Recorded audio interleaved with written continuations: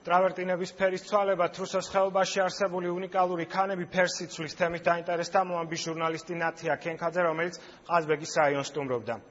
მეცნიერებისა და ადგილობრივების ნაწილი მინერალების გაშავებასა და ტბაზე აირის გამოყოფის შემცირებას თრუსოს ხეობაში CO2-ის მომპოვებული ჭაბურღილის არსებობას უკავშირებს. გარემოს დაცვის სამინისტროს მიერ შექმნილმა კომისიამ კი დასკვნა შეიმუშავა, სადაც ნათქვამია, რომ ჭაბურღილი ბუნების ძეგლზე ზემოქმედებას არ ახდენს.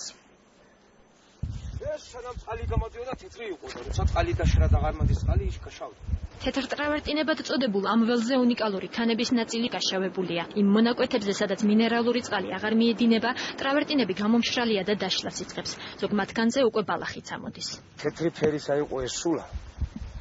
4-5 წელი გაშავდა, წყალი მაგრამ მიმართულება შეიწყო. იმის შემდეგ გაშავდა.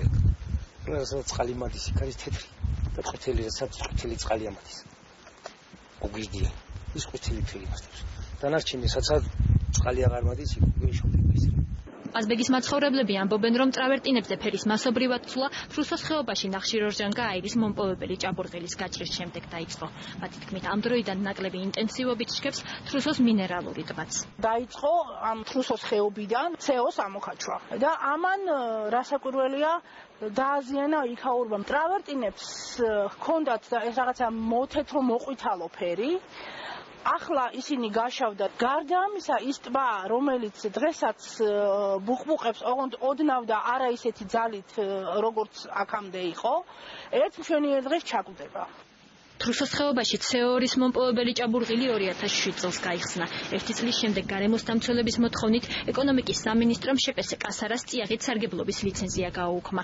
ამ დროისთვის ჭაბურღილი ღიაა და აირი წყალთან ერთად ჰაერში იფრქვევა.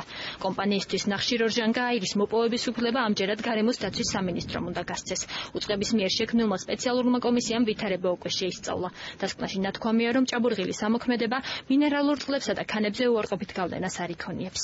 ჭაბურღილი იქ არავითარ გარემოზე ცვლილებებს არ გამოიწვევს. ჩვენ შევიტანეთ გარემოს დაცვის სამინისტროში ასეთ წინადადება, ყველაზე რაციონალური. მივცეთ უფლება, რომ ეს ექსპლუატაციაში შევიდეს, დაიწყო ამის წარმოება. პარალელურად დავავალოთ აი ორგანიზაციას, რომელიც აკეთებს ჩამოსვლას, ესა რეჟიმული დაკვირვების წარმოება. მეცნიერთა ნაწილი კომისიის დასკვნას არ ეთანხმება. ისინი თრუსოს ბუნებრივ წარმონაქმნებზე სისტემატური დაკვირვების აუცილებლობაზე საუბრობენ და აცხადებენ, რომ საკითხის სიღრმისეული კვლევა არ ჩატარებულა. ხეობაში არის ერთიანი აუზი სიღრმეში გაზისა და წყლის, მინერალური წყლის. ამიტომ რასაკვირველია, იქ ამოფრქვეული წყალი და გაზის რაოდენობა დააკლდება ამ აუზს და შეიძლება გავლენა ჰქონდეს იმ ბუყბუყა ტბაზე და ტრავერტინების წყაროზე. 40 მეტრიანი ჭაბურღილი რასაკვირველია იმოქმედებს იქ არსებულ ბუნების უნიკალურ ღირსშესანიშნავ ადგილებზე. რასაკვირველია ამ ჭაბურღილის ფუნქციონირება იმ ადგილას არ არის დასაშვები, ეს ბუნებაზე ზემოქმედებას მოახდენს.